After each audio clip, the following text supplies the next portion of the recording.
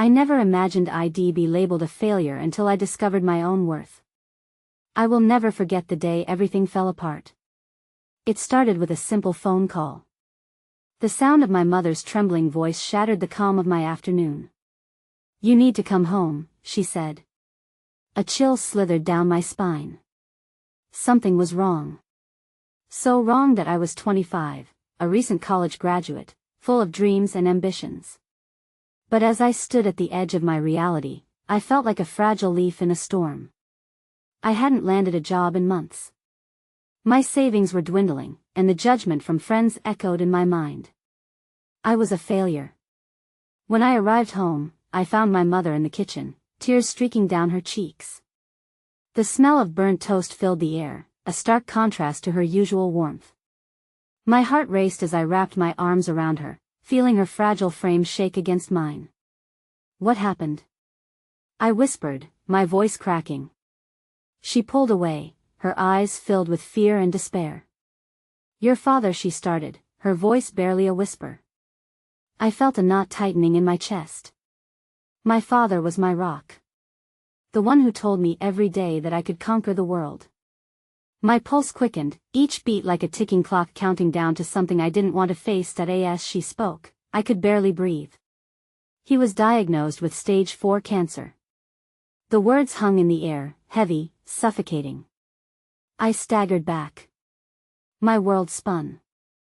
I thought about the long nights he'd spent helping me study, the fishing trips where he taught me how to believe in myself.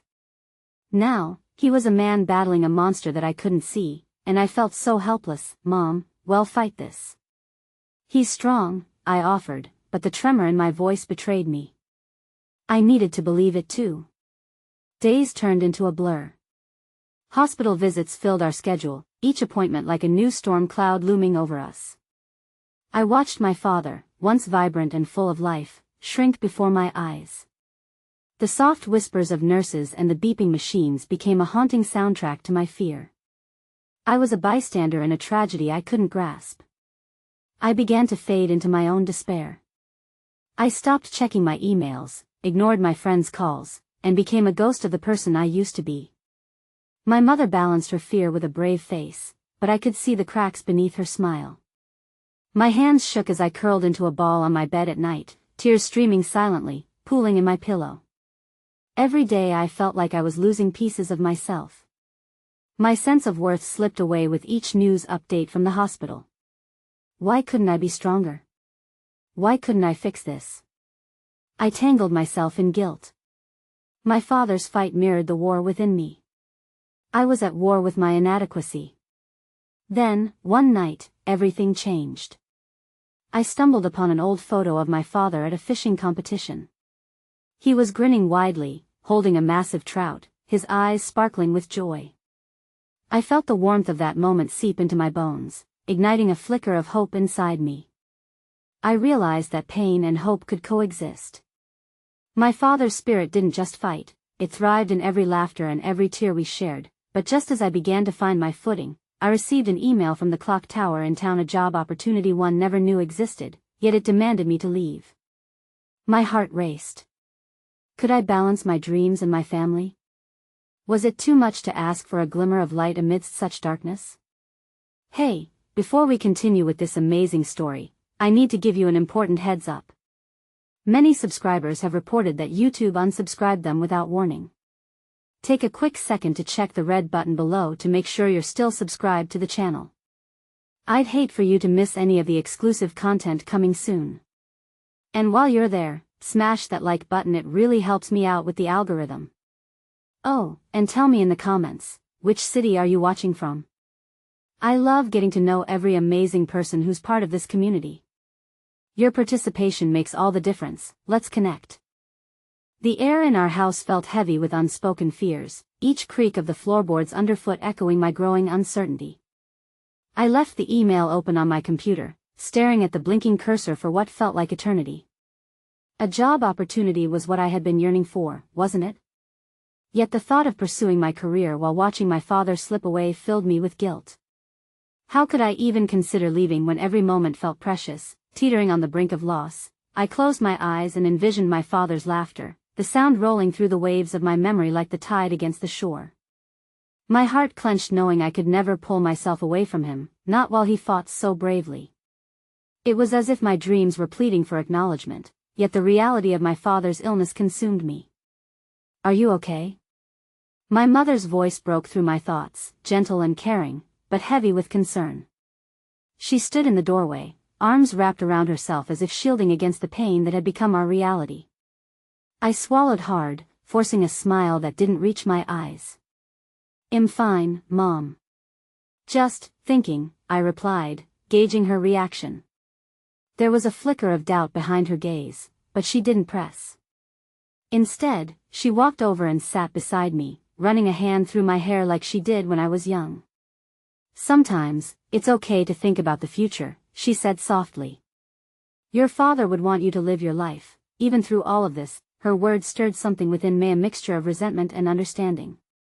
"He wouldn't want me to abandon him either," I muttered, the bitterness surging through me. A silence enveloped us, weighted with grief and unspoken fears. The room felt too small, as if our collective anguish pushed against the walls. Finally, she spoke, breaking the tension with a gentle resolve. "We need to find hope, and you working towards your dreams can give us that. Let him know you are fighting too, in your own way." That I blinked back tears, overwhelmed by the love she poured into her words. It was a kindness I had nearly overlooked while drowning in my despair. "I'm scared, Mommy don't want to lose him," I confessed, my voice cracking. She brushed a tear from my cheek, her eyes shimmering with unshed tears. "You won't lose him. He's always been about strength and support. If you want this job, we'll figure it out together." Those were the words I needed. The thought of stepping into that office brought a flicker of possibility. What if I could pursue my dream while still being present? The weight lifted slightly from my chest, and I felt a small spark igniting inside me, intertwining with the pain. The following days felt like a delicate balancing act. I began to attend interviews, and in each conference room, I grasped the overwhelming sense of possibility just as soon as I left the hospital room where my father lay. Each time I walked through those hospital doors, a part of me wanted to stay, wanting to shield my father from the world outside. But with each new opportunity that came my way, I also felt a renewed sense of purpose stretching out its wings. Yet, just as my new beginning seemed to gain momentum, tragedy wrapped its cold arms around us once again. One fateful evening, I received a call from my mother while I was preparing for yet another interview. "You need to come back," her voice trembled, shattering my fragile night of hope. I raced to the hospital, instinctively knowing deep within myself what was coming. The sterile, white walls felt foreign, the beeping machines now a menacing reminder that time was slipping through our fingers like sand. When I arrived, I found my father's room quiet, the monitors flickering ominously. My mother stood vigil by his side, her eyes a storm of anguish. "He's not doing well," she muttered, her voice breaking as sobs escaped her throat. The air felt taut as if our collective breath was being held, the tension palpable. "Please, don't leave us, Dad," I whispered, feeling the chill of the room seep into my bones. I clasped his hand, willing my warmth to seep through to him, praying that somehow, somewhere, he could hear me. Suddenly, a calmness washed over him, and with great effort, he opened his eyes and looked at me.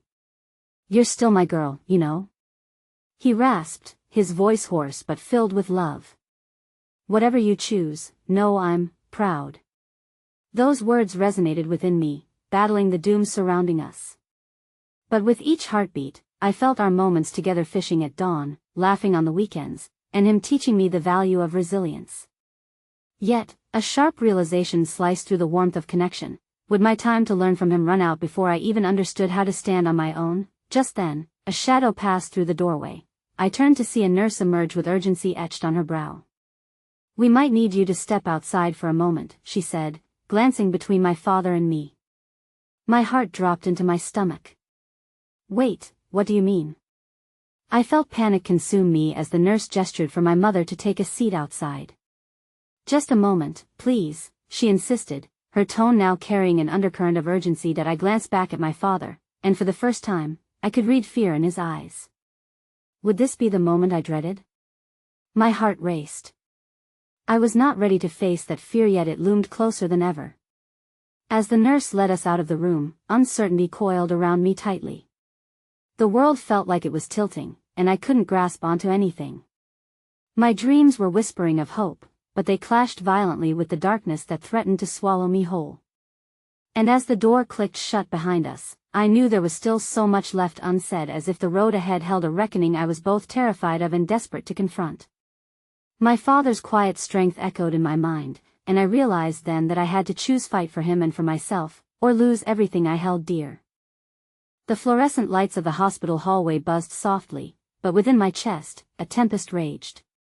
My heart pounded erratically in time with my racing thoughts, the impulse to shove through the closed door and return to my father almost overwhelming.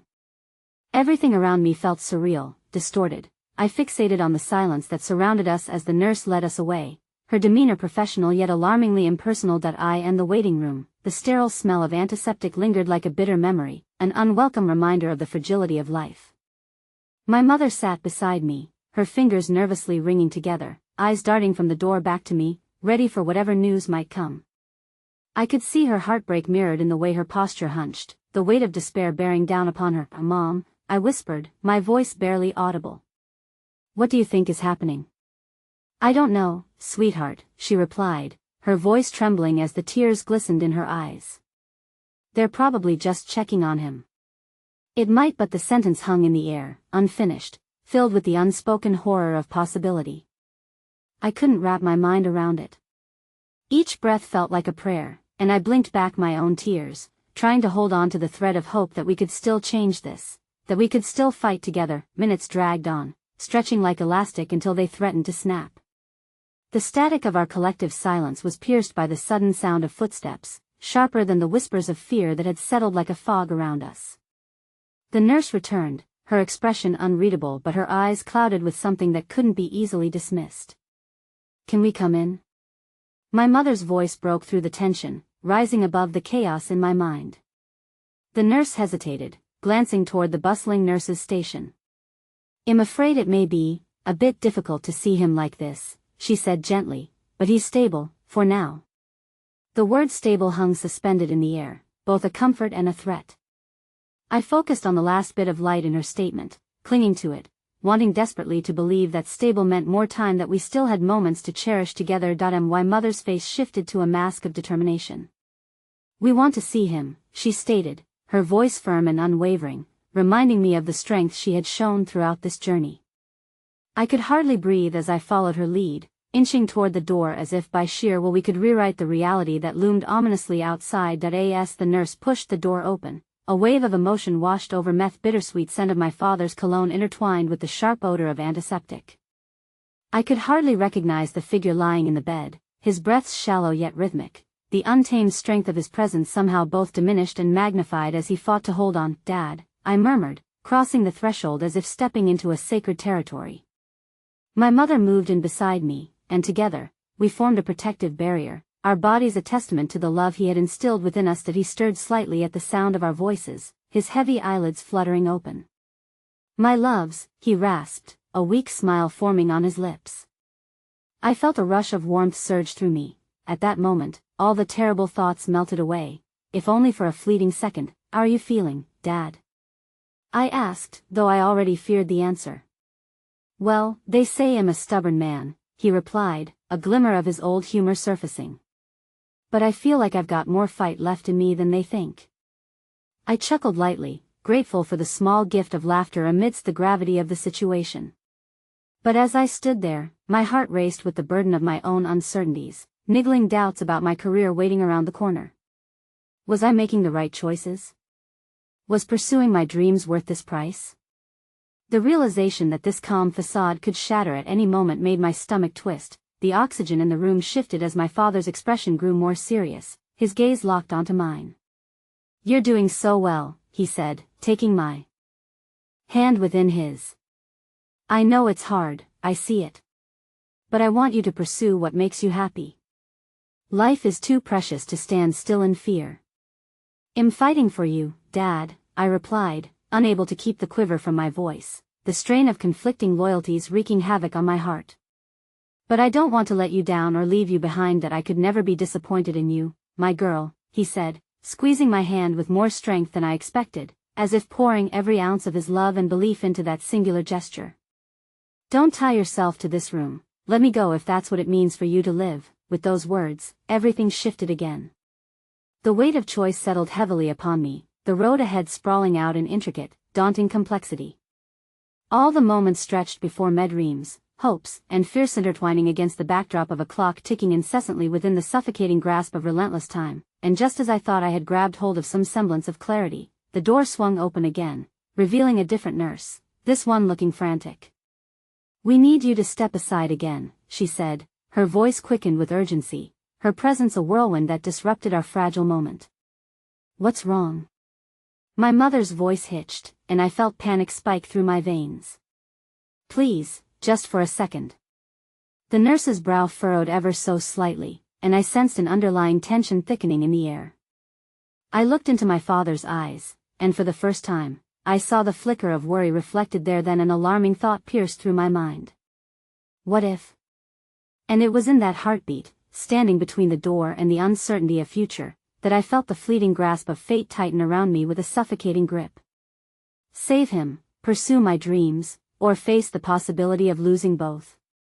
As the nurse beckoned to us with urgency, I felt the unraveling of my spirit, the resolve threatening to splinter. I stood on that precipice, knowing that the next moment could shatter everything I held onto, and my heart screamed in silent protest as I grasped desperately for any semblance of control in an ever-unfolding tragedy. The sterile environment of the hospital room seemed to close in around me, each breath feeling more labored than the last. I clutched my father's hand tighter, anchoring myself to the warmth radiating from him. My mother's worried gaze oscillated between him and the nurse, who stood alongside the door, a specter of chaos amidst the fragile calm we had momentarily fostered. Dad, just hold on, please, I whispered. The words emerged as a prayer, teetering uncertainly between hope and despair. But the shadows creeping across his face rendered my heart heavy with foreboding. Don't worry about me, he urged softly, his voice hoarse and weary. You two just focus on each other. His reassurances washed over me, but I could feel the earth beneath us shift, undermining every affirmation.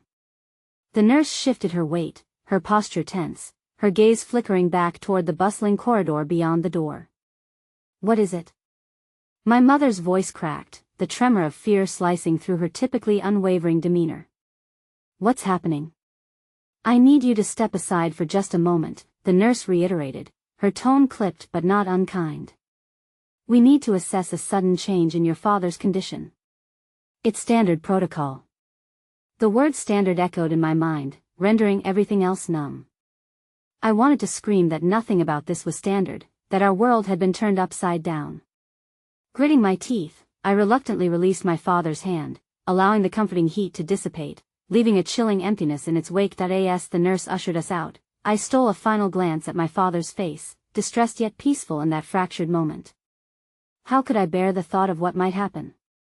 I moved to the waiting area, each tick of the clock seeming to amplify my dread. Heart racing, I sank into a chair beside my mother, her fingers still restless in her lap. I was at the nexus of uncontrolled chaos, desperate to shield this family from further storms. A thick silence wrapped itself around us, broken only by the distant beeping of machinery and the muted conversation of strangers walking past. Though I felt no less a stranger in a world that spun inexorably forward. That I can't take this, my mother whispered, her voice trembling, lips pursed tightly together as grief shimmered in her eyes. I just need him to be okay. He's always been so strong, Mom, I began, but words failed me. How could I reassure her, when I felt the same inadequacies creeping in? When everything I hoped to achieve glimmered just beyond my reach like a distant star fading into the dark. Suddenly, an unseen grasp pulled me towards a different kind of hope. A ripple of movement caught my attention, a volunteer coming in to serve coffee. He had a warm smile, a genuine kindness that pierced the heavy atmosphere. He approached us with an inviting demeanor, and before I could react, he placed 2 cups in front of us. Just a little boost, he said, as if understanding our suffering. It'll help.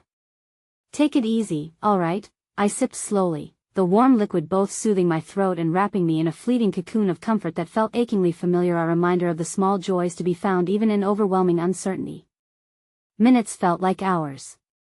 Just as I began to feel the rush of caffeine drown my fears, the nurse returned, her presence tinged with grave seriousness. "You can see him now," she said, expertise masking the anxiety lurking in her eyes. I jumped from my seat, the quiet agony of anticipation twisting in my gut as I followed her through the doorway once more. My father lay frail and slightly more pale, but his eyes sparkled with a flicker of recognition as they landed on me. "Glad you're back," he said, his voice stronger than before, a small victory in the face of sorrow. "Dad, we were just so worried," I murmured. "Worry doesn't help," he smiled lightly, even as lines of fatigue marred his forehead. "Just be here." As the moments unraveled, a fragile thread of connection surged between us, weaving through whispers of laughter, tragedies shared, and voices hushed with love. Tucked in the corners of my mind stood the worries of the future, the weight of my choices tugging at my conscience like forgotten weights on a pendulum, but before I could find solace in the rhythm of moments with my father, as if sensing our precarious situation, things devolved once more. The monitor beside him began to emit a frantic beeping. Alarms blared as a flurry of nurses filled the room, their faces taut with urgency. "Stay with us," one shouted, leaning over him, the moment instantly morphing into panic. "Dad!" I cried, stretching out my hand towards him, but the distance felt insurmountable. I was caught in an inexplicable whirlpool of heartache and fear. In that instant, my father's gaze met mine, and despite the chaos erupting around us, his eyes conveyed a powerful message and unyielding trust in me. Then, just as quickly as it had begun, the storm of madness subsided into a strained silence, leaving an ominous calm in its wake as I stood paralyzed.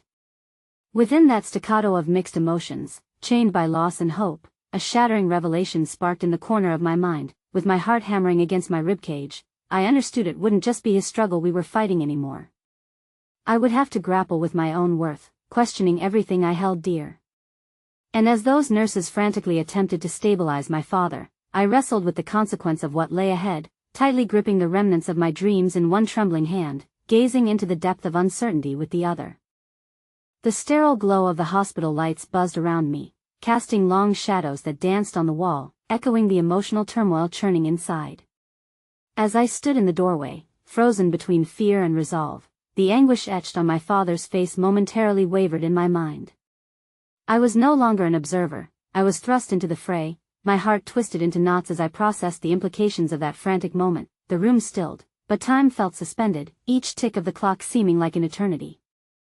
I took a cautious step forward, my breath hitching in my throat as I saw my father struggling against unseen chains of discomfort. His brow furrowed, and I could practically feel the weight of despair pressing down on us both. "Stay with us," I whispered, more to myself than to him. I stood firm by his bedside, seeking a rhythm in my heartbeat that felt less frantic. My fingers brushed against his hand, and for a moment, warmth surged through the emptiness that had enveloped me since the nurse ushered us out. But even with that touch, silence loomed heavy. Its presence was palpable, like a specter draped over us. The frantic energy of the nurses had diffused into a sort of quiet desperation as they executed their duties, their faces drawn with the shared strain of long hours and difficult choices. I knew that every life they touched came with a haunting weight. My father was one of too many. Recalling the barista's kindness from moments before, I wondered if small gestures of compassion could lift this burden, if a single smile could remind us we were not alone. I understood now that my father's battle was also mine. Perhaps we needed to share that struggle, to redefine what it meant to be strong. In the midst of the chaos, my mother stepped beside me, her face a mask of determination tempered with fear. "What do we do?" she murmured, her voice cracking like fragile glass, so different from her usual steadfast demeanor. "What if this is it?" My heart sank, uncertainty loomed larger than the mountains we had yet to scale, and her question dripped with desperation, an echo of my own uncontained fears. I squeezed her hand tighter. "We fight," I said, forcing strength into my voice as though we could turn our thoughts into action simply by speaking them. "We keep fighting." Minutes stretched into hours as we settled into the rhythm of the hospital, where life and death danced in the same breath. Each soft knock against the door revealed another wave of ambivalence. Whether it was the doctor delivering information while avoiding my father's gaze or loved ones visiting with the weary acceptance of hospital culture, I felt as though we were playing a sick game of hide and seek, with hope always just out of reach. Amidst this uncertainty, something shifted in the air. A doctor emerged, his build broad but his expression heavy, a combination of gravity and grace. "I need to speak with you both," he said, drawing my mother's attention completely. I breathed in sharply, my stomach twisting. "What's going on?" My mother's voice trembled, the edges fraying under the weight of anticipation. My heart mirrored her anxiety, pounding against my ribcage, curious yet dreading what might come next as he gestured us toward a quieter corner of the waiting area. The fluorescent light softened, contrasting with the overwhelming reality lurking behind the glass walls. "Your husband has responded well to treatment," he started, the cadence of his voice soothing yet cautious.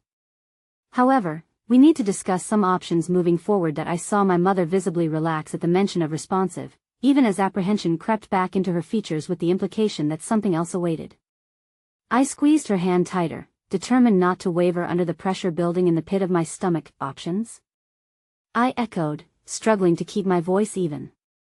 "What kind of options?" The doctor's gaze shifted. "We can continue working on aggressive treatments, but they come with risks, and we need to consider his quality of life." Each word he spoke struck like an unfurling wave, threatening to drown us in the undertow of possibility and fear intertwined. That a spark ignited within Muhat if it was a time for clarity. Seizing that cathartic light, I confronted the urgency of living a life fully, of wrestling with my father's legacy and my own place within it. "He deserves to feel like himself again, no matter what that looks like," I said, my voice steady but laced with emotion. "He shouldn't have to fight this alone." As my own words echoed back at me, I saw my mother's expression flicker with understanding. The shared burden of love could ease the fall into uncertainty. A warmth filled the air, promising not only survival but a deeper connection. The doctor nodded, a gentleness washing over his stern mask. "I appreciate your perspective. Let's take one step at a time." Just then, an unexpected knock filtered through the air. The door creaked open, revealing a familiar face, Molly, my childhood friend, with a hesitant smile and an unmistakable air of empathy. "I came as soon as I heard," she announced, stepping into the room like an unexpected ray of light cutting through the darkness. "I just wanted to be here for you." A mingling of emotions burst forth, sadness and gratitude twisting together. Our shared history, once vibrant and unyielding, felt present again. She was a reminder of days when laughter didn't carry the weight of grief. Her presence touched something deep within me, reminded me that amid the tempest of medical jargon and decisions, life continued to weave its intricate patterns. Intrigued and invigorated by her kindness, feelings of helplessness faded momentarily, replaced by a small glimmer of hope amidst turbulent seas. But before I could truly savor that flicker, a sharp alarm jolted through the hospital, too close for comfort, cutting in on our comforting reunion. An eerie silence followed, swallowing the warmth we had just clung to, as if the universe itself held its breath, waiting for what came next. Molly glanced at me, her face pale with disbelief, and my heart plummeted as I realized what was unfolding. The doctor rushed past us, urgency etched across his features. My throat tightened, a fresh wave of panic coursed through my veins. What if we had less time? What if this moment of connection was to be cruelly ripped away again? The air thickened with uncertainty, leaving only my brain the rush of looming dread. The fragility of our peace hit me like a stone. And just like that, I stood on the precipice, ready to plunge into whatever lay ahead, but fearing that perhaps I hadn't yet found my worth. I could muster only a fragile semblance of strength to tether me to this fragile reality. Had I taken the wrong path in expressing hope? What if the tether was just as likely to snap as it was to hold steady? As I stood there, stricken, I felt the sharp edge of possibility collide with the unrelenting ache of the unknown. The walls began to close in again, and the only thought echoing in my mind was, what now? The tension in the hospital grew palpable, a heavy fog of worry wrapping around us as I stood frozen, my mind racing as the alarms resounded in a deafening symphony of chaos. I could see the doctor's hurried steps, a blur of white coat, as he disappeared through the double doors. My heart raced alongside him, pounding loudly, erratically, echoing the dread coursing through me. Molly's presence, once a beam of light, now felt like a fragile candle flickering against a gust of wind. I glanced at her, searching for comfort, but the look on her face mirrored my own wide-eyed disbelief and fear. The way she held her breath spoke volumes, as if we were both suspended in an unending moment, waiting for a resolve that just wouldn't come. Why are they sounding the alarm? I murmured, my voice trembling as I grasped at the edges of understanding, hope faltering beneath the weight of my fear. Would I ever come to terms with the unraveling threads of our lives? I don't know, Molly replied, her brow furrowing deeply. But it can't be good. The words hung heavily between us, thickening the air. The minutes dragged on, each tick of the clock ringing in my ears as time morphed into an unbearable stretch of uncertainty. I felt a mix of anger, frustration, and an overwhelming sadness deep inside. It was an emotional cyclone threatening to pull me under. Why was I fighting for hope when it felt so fragile? And yet, beneath the layers of despair, there lay a kernel of stubborn resilience desperately trying to surface. Suddenly, the doctor reappeared, his face a blend of urgency and fatigue, an emotion for us to step aside. My gut dropped, every ounce of fear surged back, ready to consume me whole. Your father has gone into distress. We're working on stabilizing him now. He spoke with the kind of clinical detachment that masked the gravity of his words, making my heart race all over again. There are complications we did not foresee. Complications? My voice cracked, barely above a whisper. What do you mean? I felt Molly grip my arm tightly, a tangible anchor against the rising tide of panic. An infection, the doctor replied, pushing his hair back with a weary hand. It's affected his response to treatment. We're going to take immediate action, but it's going to be a fight. The word echoed inside my mind, sending tremors through my entire being once more. In that moment, I understood something deeply.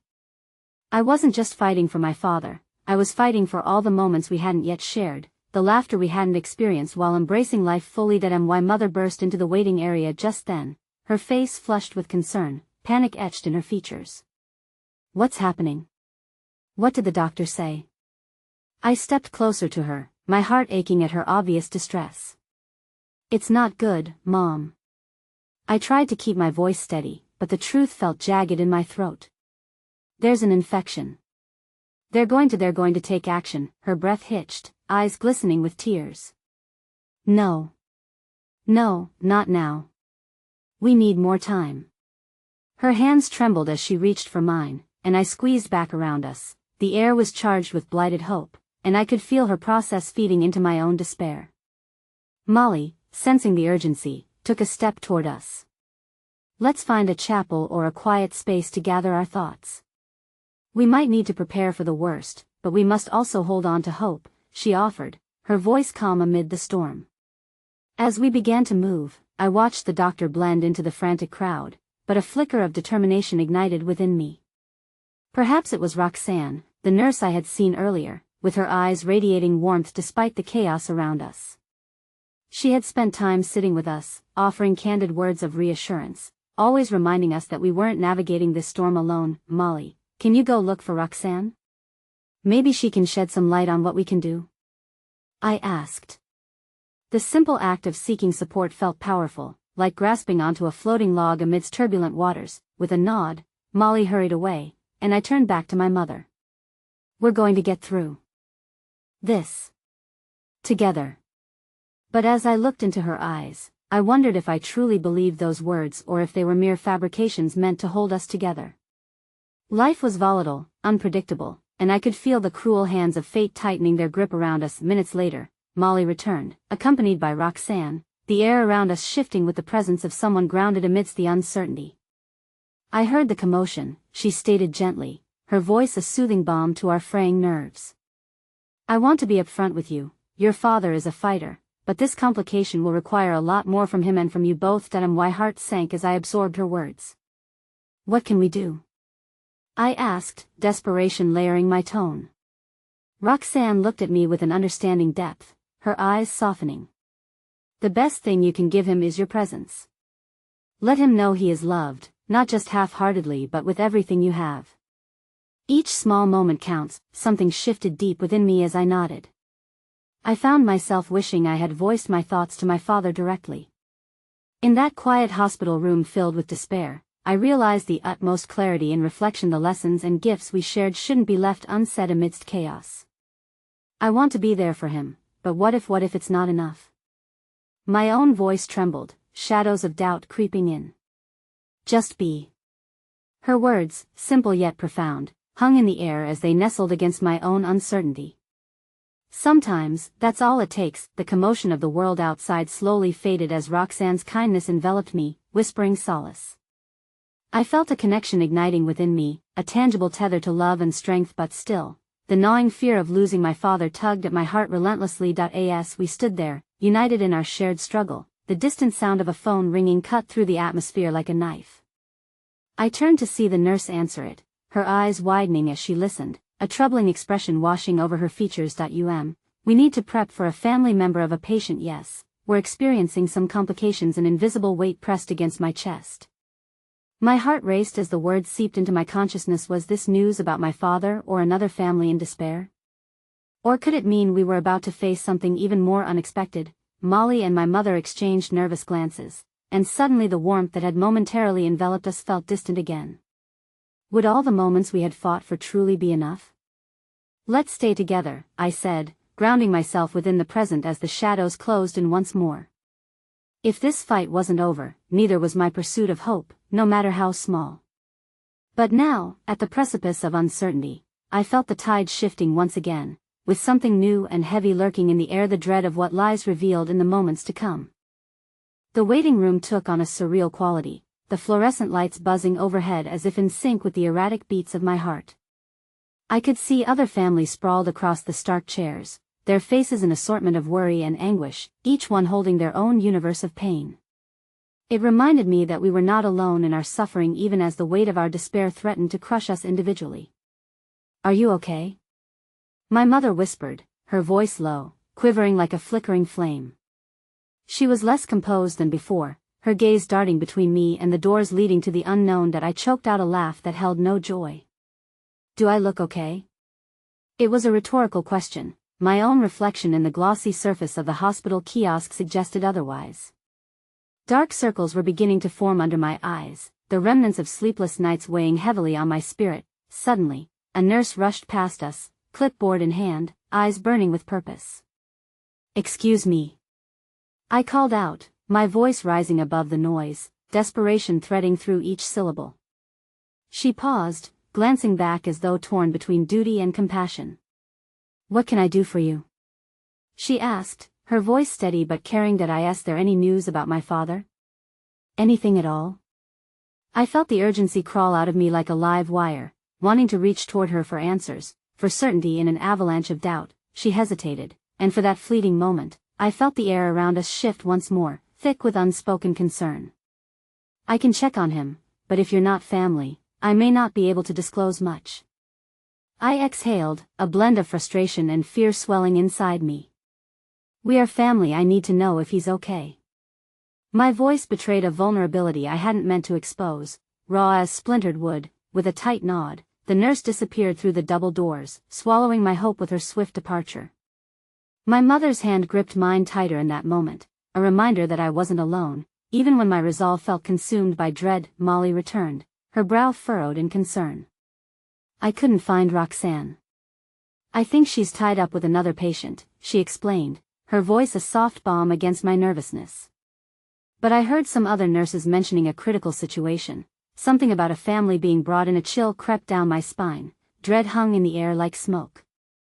My grip tightened around my mother's hand, readiness clashing with trepidation. What if it's about Dad? What if they're taking on multiple emergencies at once? "Let's not jump to conclusions," Molly replied quickly, reading the panic written across my face. "He's fighting, just has to keep fighting." The way she steadied her own voice for my sake made me grateful and pained at the same time. We were clinging to hope, but I still felt the cracks beneath our feet, ready to swallow us whole. Minutes dragged into hours, and in that agonizing space of uncertainty, I found myself wandering. I had noticed a small chapel tucked in the corner of the waiting area during my initial spirals of anxiety. As if on autopilot, I excused myself and made my way there, craving the quiet, something sacred. Inside, flickering candles cast gentle shadows, and I sank into a pew, the worn-wood familiar against my back. Pushing back the fear gnawing at my heart, I let my eyes drift to the altar, where a small statue of a weary angel stood vigil. My chest tightened at the sight. In seeking solace, I felt a wash of despair. Was I strong enough to endure the trials ahead? Hey. The whisper pulled me from my thoughts, and I turned to find a young woman standing nearby, her auburn hair cascading over her shoulders. Her eyes were gentle but fierce, as if had faced storms of her own. "That I just wanted to see if you're all right," she said cautiously. "You look like you might need some support. We're all in this together, right? Together?" The words slipped from my lips like a sigh of relief. I hadn't expected kindness in such a heavy space filled with uncertainty, but here it was, shining like a beacon amidst the shadows. "Thank you. I don't know if I am, honestly," she nodded, allowing a small smile to break across her face, one filled with understanding rather than pity. "I know how it feels. My brother's in surgery too. It's scary, and it's okay to feel that way.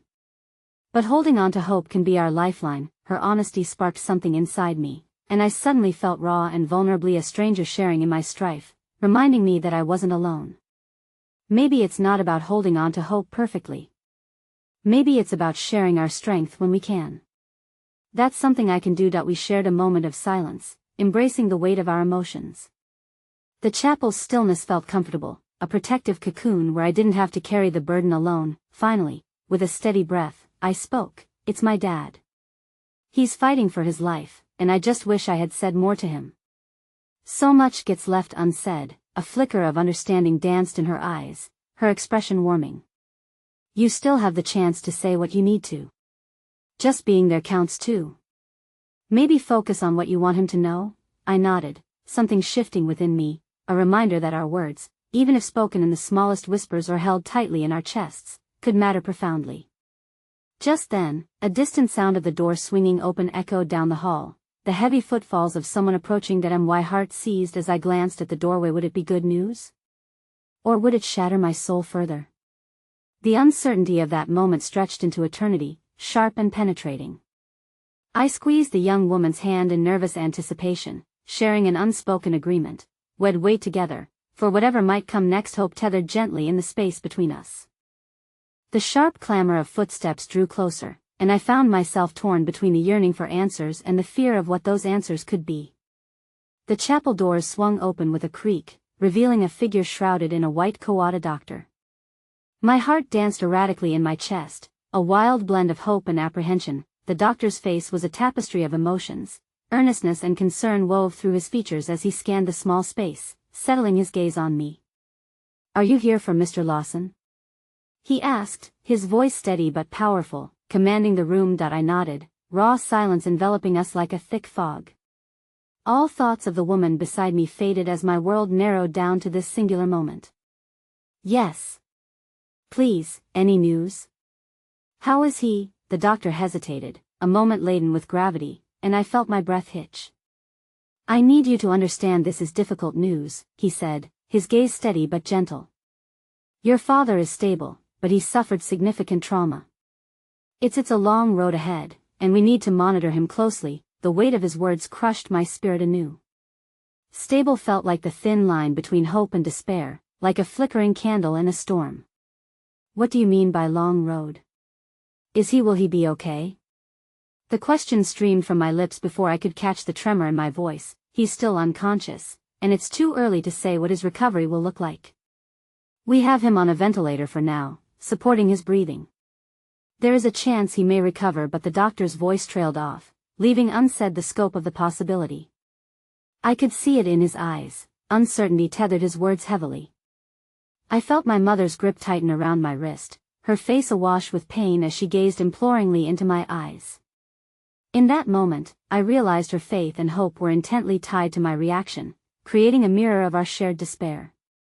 "Whatever happens," I whispered, more to myself than to them, "we'll get through this together." The promise hung in the air, fragile like glass, but I clung to it despite the tempest raging inside. The doctor nodded, his expression softening slightly. "That's the spirit. Family support is crucial in these times. I can gather you some materials on what to expect in the next few weeks." "Thank you," I managed, catching the glint of something sincere in his eyes. I reached for my phone, intent on calling Molly to bring her up to speed, when suddenly, the young woman from the chapel stepped into view, a surprised look on her face. I was worried you weren't out here. I thought something had happened. She called, rushing toward me. There was a brief flicker of recognition as she spotted me in the doctor's presence. Nothing that can't be worked through, I assured her, the lie tasting bitter on my tongue. But I needed to be strong in front of the others. The tether of optimism threatened to unravel, and she needed to see that there was still a fight in me. The young woman remained by my side, her eyes shimmering with empathy. "I'm here for you, whatever you need," she offered. The doctor's presence felt like an anchor in a tumultuous sea, reminding me that there were still people who cared, and it was this notion that nudged me into action. "We should stay by his side," I said to my mother, determination rising in my chest. "Let's go see him." As we turned to leave, the doctor scheduled a physical therapy session for my father post-surgery, providing us details about our potential next steps, a gradual process of healing. Still, a pervasive weight pressed against my chest. Each heartbeat felt like a countdown, as if time itself were urging us to move quickly towards some unnamed destination. In the hall, the atmosphere became thicker, alive with the tacit exchanges of anxiety, shared experiences simmering behind desperate eyes. I spotted a family huddled close, their laughter breaking through the seriousness of the surroundings, a jarring blend that both soothed and shocked me. It reminded me that life continued even amidst Chow San unsung melody filling the air with hope, but as we stepped toward the ICU door, I felt an unexpected Ponga whisper of doubt crossed my mind like a dark cloud. What if my father didn't wake up? What if he never got to hear the things I wanted to tell him?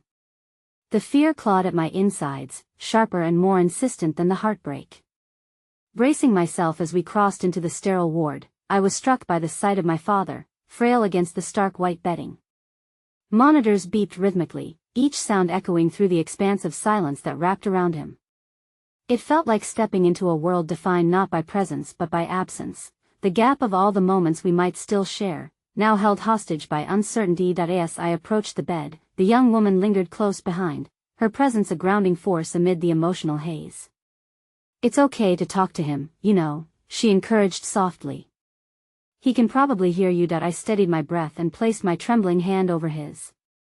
Suddenly, old memories flooded. Meth laughter, the advice, the moments of both mundane and profound importance.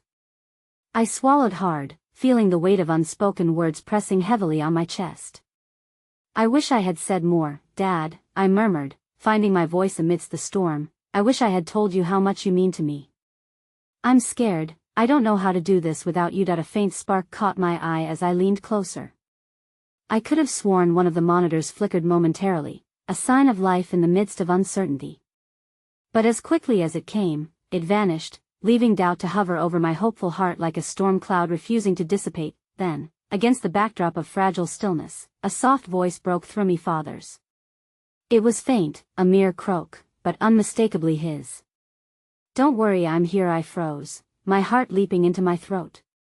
Had I imagined it, or had he truly spoken? I turned around, my eyes widening in disbelief, uncertainty mixing with unrestrained hope. The world fell away as I struggled to comprehend. Was he truly waking? Had my whispered confessions broken through the grasp of his unconsciousness? In that frozen moment, where fear danced alongside wonder, I understood that perhaps hope was not just a flicker of light, but a pulsing heartbeat that could bind us across even the darkest shadows. And as I held my father's hand tightly, feeling the warmth begin to shimmer beneath my fingertips, I felt myself teetering on the edge of something profoundly miraculous, even if fraught with uncertainty. But with that hope came the undeniable truth: the journey ahead would undoubtedly be treacherous, fraught with challenges I couldn't yet see, but it would also be filled with the possibility of moments yet to come. The days that followed were a whirlwind of emotion, as if life itself had been sucked into its own vacuum. I refused to leave my father's side, holding vigil against the harsh continuum of time. Each minute felt like an eternity, suspended in the delicate balance between dread and hope. The hospital room became my universe, where I charted every rise and fall of his breaths, clinging to each fleeting moment of awareness. The doctor's words echoed in my mind, a long road ahead. It radiated from my thoughts like a curse, gnawing at the edges of my resolve. Even as my father began regaining consciousness, the struggle was evident in his eyes, clouded by confusion and fear. Each time he opened them, I watched closely for recognition, for the connection that tied us together, but I often found emptiness staring back. That I thought about the young woman, Claire, who seemed to have anchored herself to my side without much invitation. She brought little comforts: a warm blanket, a cup of coffee, a brief smile when the weight of despair threatened to suffocate us both.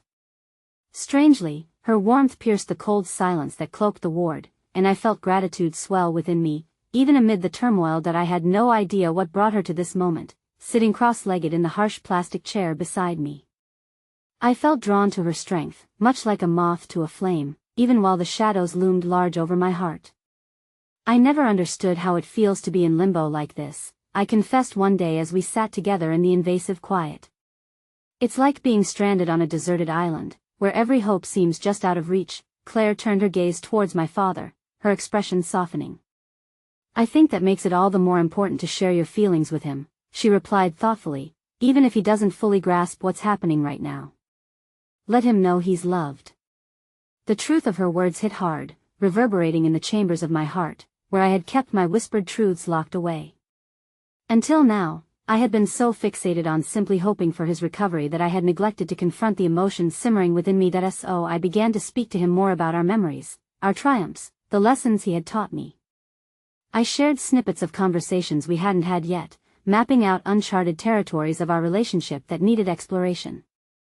Underneath it all was the fear that I would be too late, that everything I said might be lost to the ether while my father wrestled with the distractions of his own mind. One day, as I recounted a favorite fishing trip we had shared, I saw a flicker of a smile grace his lips, a mere shadow of the man I had always known, but a spark nevertheless. I clung to that spark, holding it in my heart like a fledgling bird learning to fly. You'd laugh at me now, wouldn't you? I chuckled, wiping tears that had sprung unbidden in that moment. I can hardly cast a line straight anymore, let alone out in the ocean. Claire lingered nearby, her eyes glinting with silent understanding. He knows, you know, she said gently, filling the air with an unspoken promise. Her words held a softness, a gentle urging that would peel away the layers of fear I had wrapped around myself.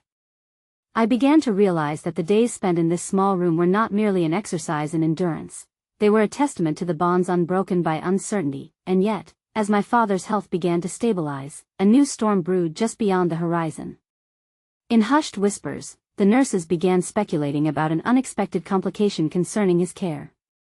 I caught snippets of their conversations, phrases like infection risk and second surgery flitted through my awareness, igniting my anxiety anew like a struck match. With each day, however, came its own small miracles, the release of a one-liner from my father's favorite comedian, the sweet aroma of fresh flowers brought by a nurse who knew of our plight, or Claire's gentle hand brushing against mine as we shared moments of camaraderie. The tumult in my heart was softened by these gentle gestures, yet the undercurrent of fear still pulsed incessantly as I faced the reality ahead, and then came the moment that shattered everything I'd begun to cautiously assemble. One night, as Claire shared her own story of loss, she had lost her brother in an accident. This vulnerability allowed pathways of healing to open between us. We were stitched together under the weight of shared grief.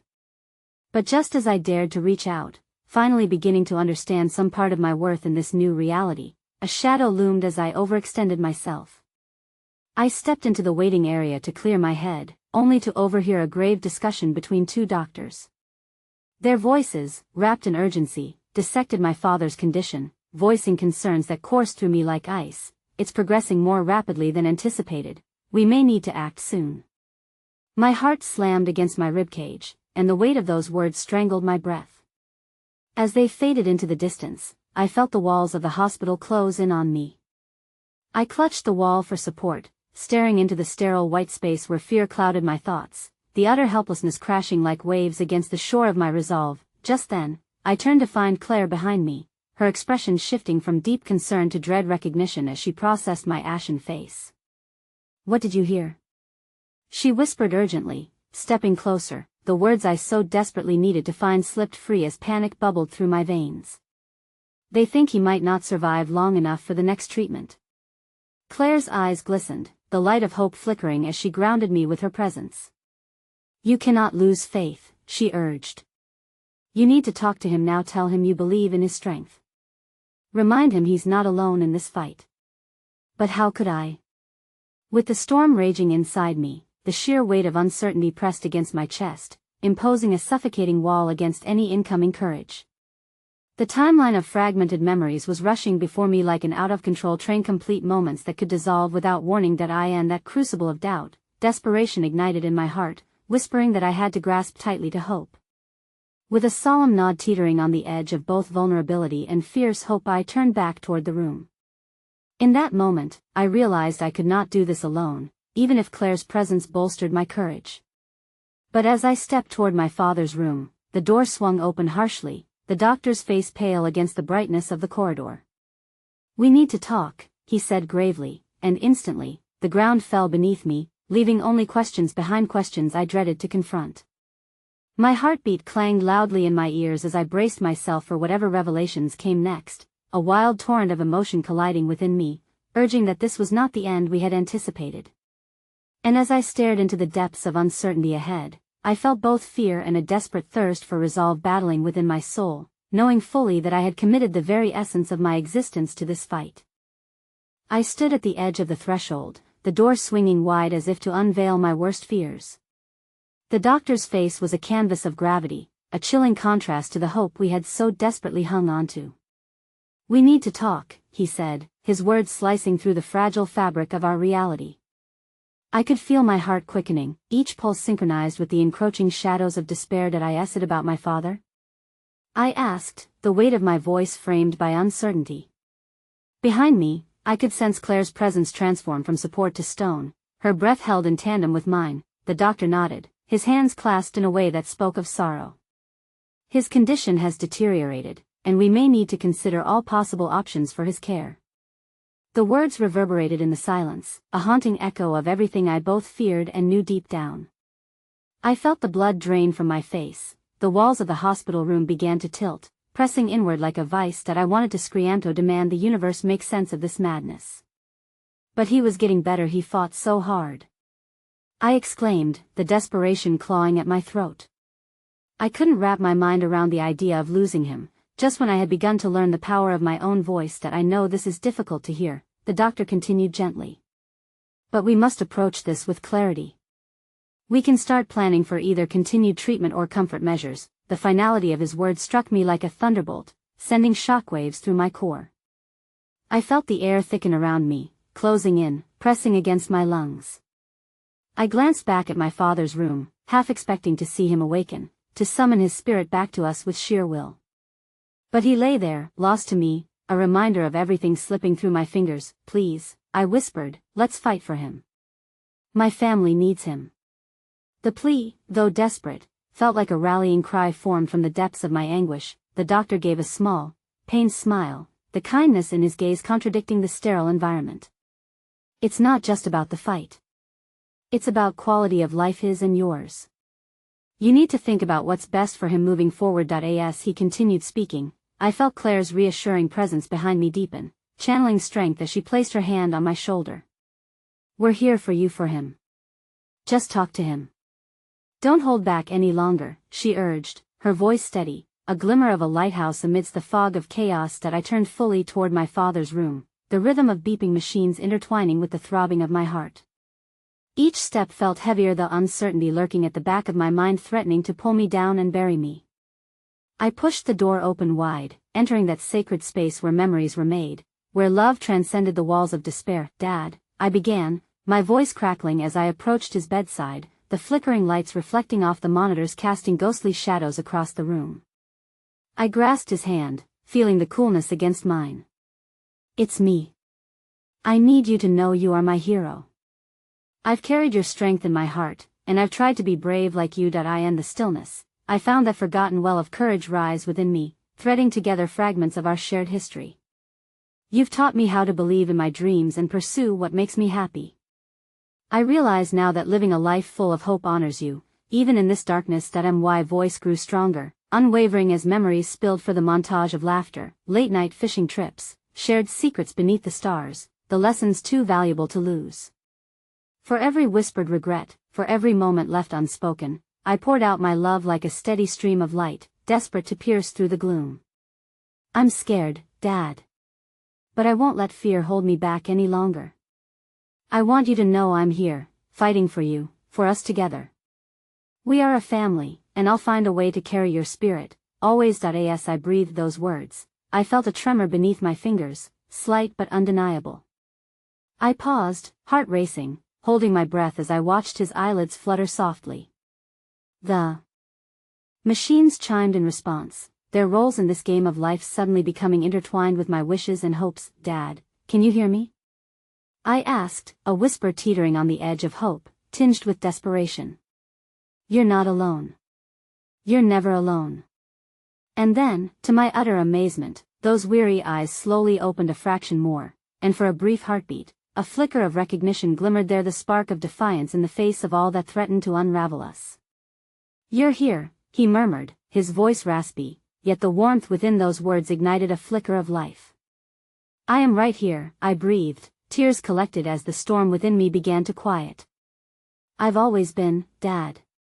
Those words became an unbreakable tether, connecting our pain and love into a binding promise to fight fiercely, hand in hand, against whatever lay ahead. Moments stretched beautifully between us as a renewed bond formed, a testament to resilience and love that eclipsed fear.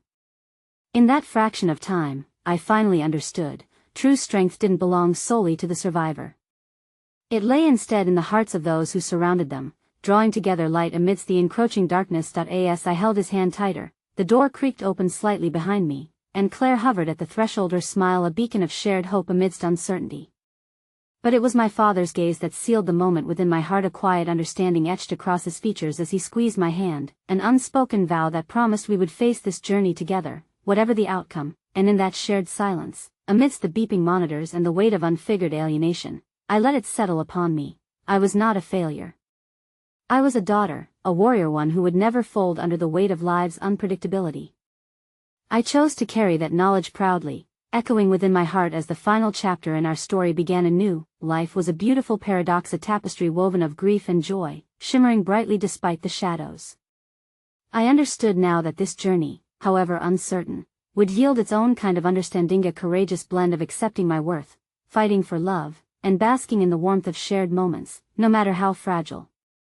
Because in the end, it was not about the destination but the journey itself, a journey that learned to embrace the light while dancing with the dark, hand in hand, until the very end. And in that understanding, I was finally free.